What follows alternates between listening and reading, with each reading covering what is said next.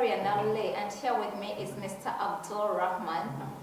Today's discussion will focus on Somalia, specifically answering the question as to whether the people in that country are benefiting from their oil and gas resources. Mr. Abdul, would you like to introduce yourself? Well, first of all, I would like to thank you for inviting me to the program. I've heard a lot about your program. I'm honored to participate in it. To introduce myself, my name is Abdul Abdurahman. I'm a practicing attorney in the United States. I've been a partner in a law firm for the last 15 years.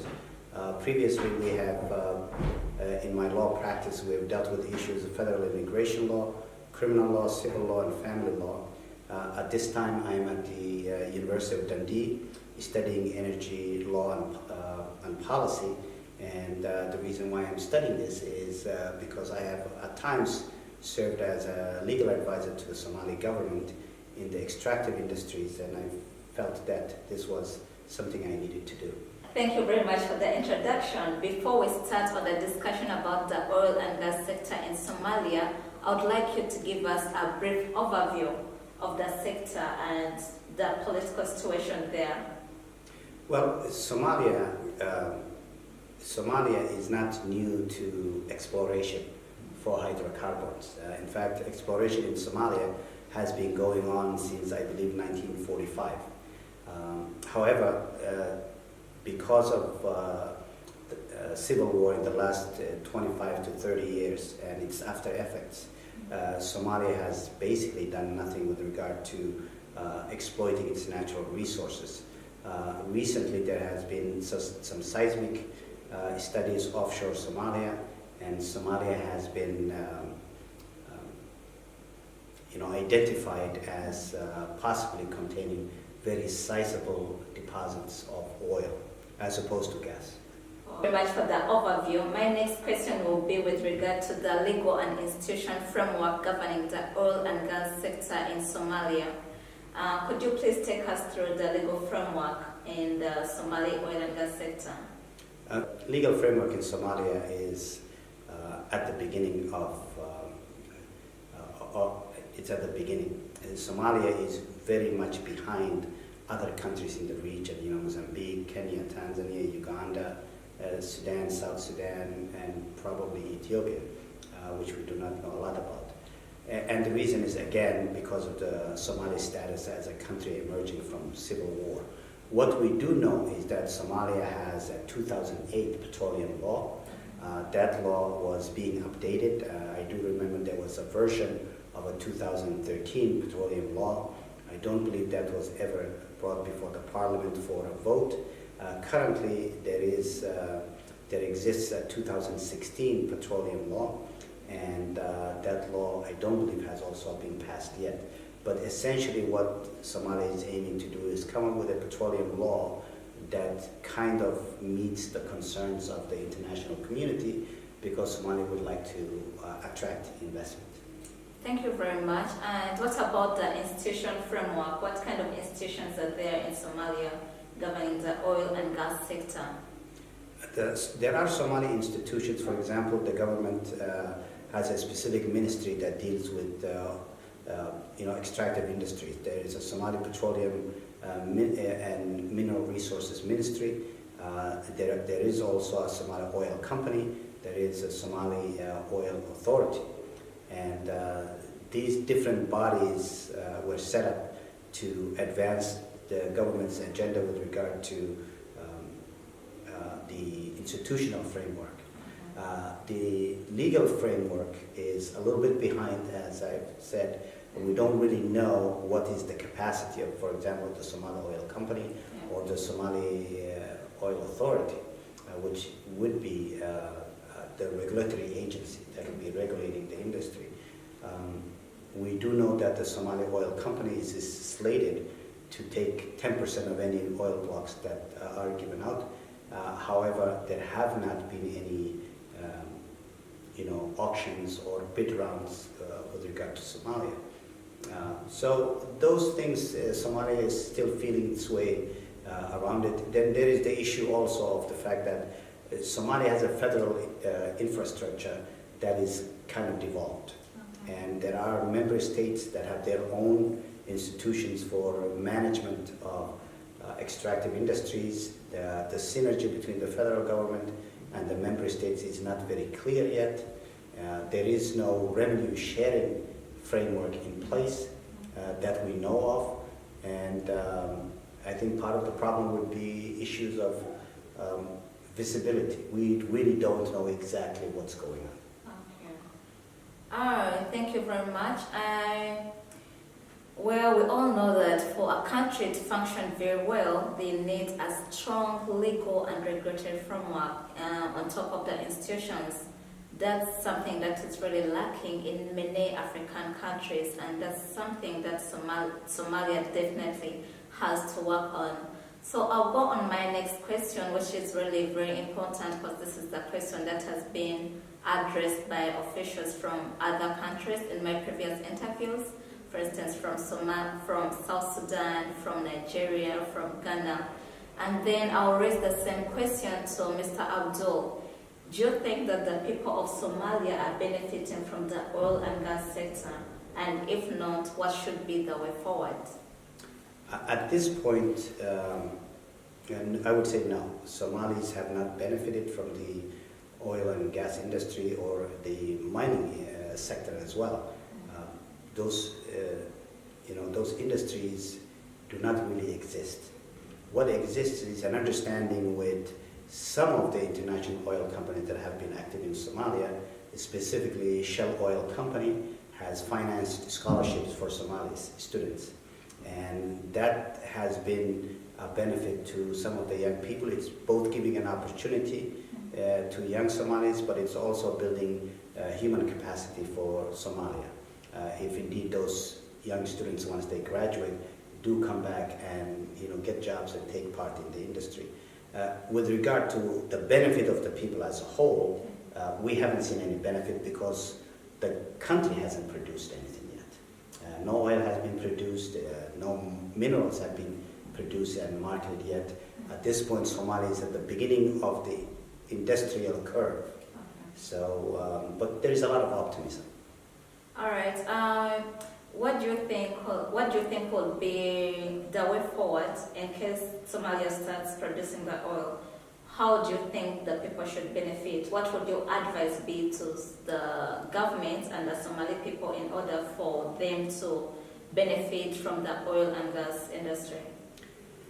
Well, there is always a challenge when countries have revenues from the extractive industries.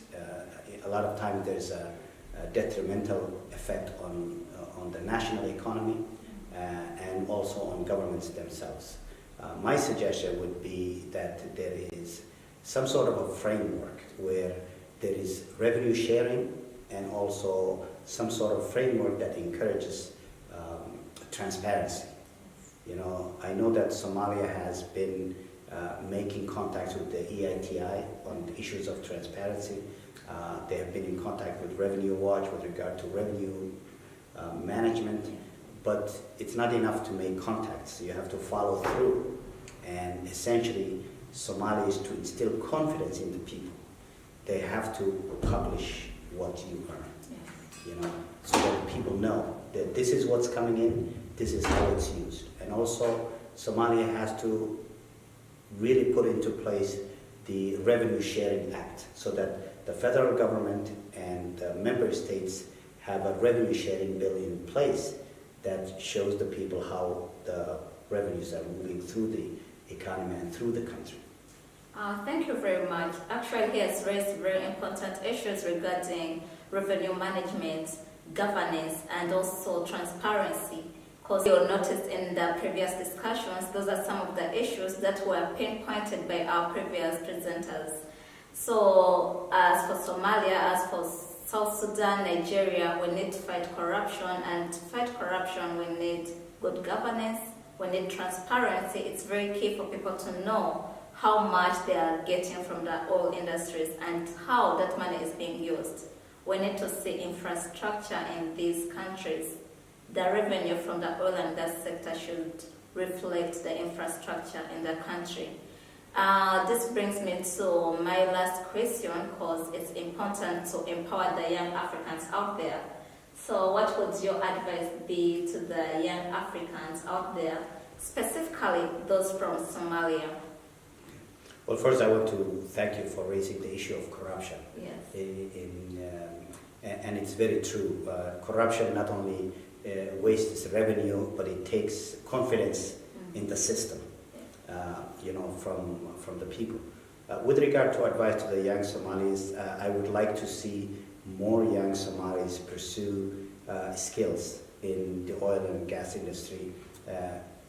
I would like to see more Somali lawyers involved in the specialized contracts in the industry. I would like to see more Somali engineers that are involved in both geology and reservoir management and reservoir drilling and that kind of a thing. And I would also like to see Somalis involved in the management of these resources, whether they're people dealing with project finance, people dealing with revenues, accountants, auditors, that kind of thing.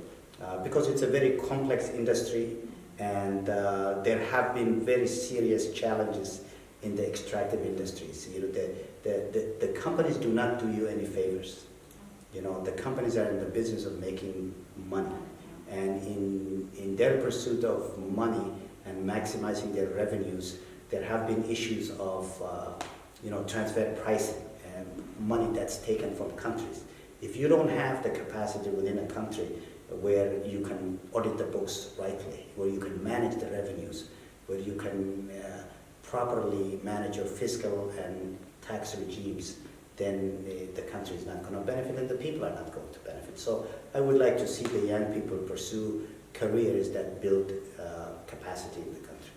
Thank you very much. And maybe I would like you to highlight on the issue of peace and unity in the country, because I realize in some African countries which are destabilized, it's because the people are not united. What do you have to say about that with regard to Somalia, especially while advising the young Africans out there?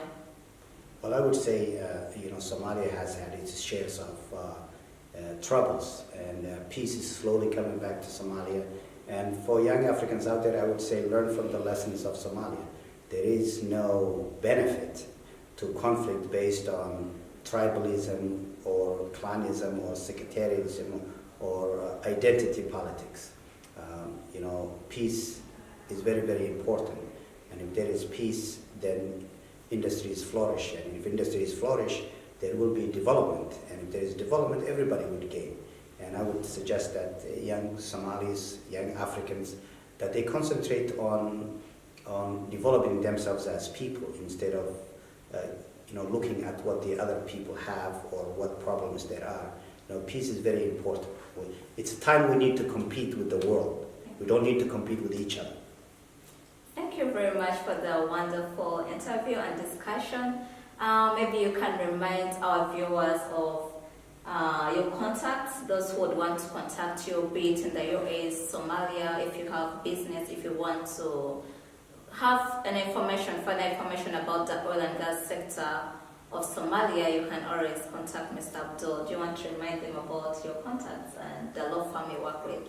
Yeah, I work for the law firm of Abdul Abdurahman and Associates. It's based in West Hartford, Connecticut, in the United States. I'm a senior partner in that law firm. I also serve as an advisor to the Somali Petroleum Ministry. At this point, I will be at the University of Dundee at the Center for Energy, Petroleum, Mining, and Law and Policy for at least the next 6 months. And for anybody who would like to contact me, you can contact me at my email address, abdulhalim@batmlaw.com. Thank you very much, Mr. Abdul. Don't forget to subscribe, and we'll be bringing you more interviews from different officials in Africa regarding the oil, gas, and mining sector. Thank you very much. Bye-bye.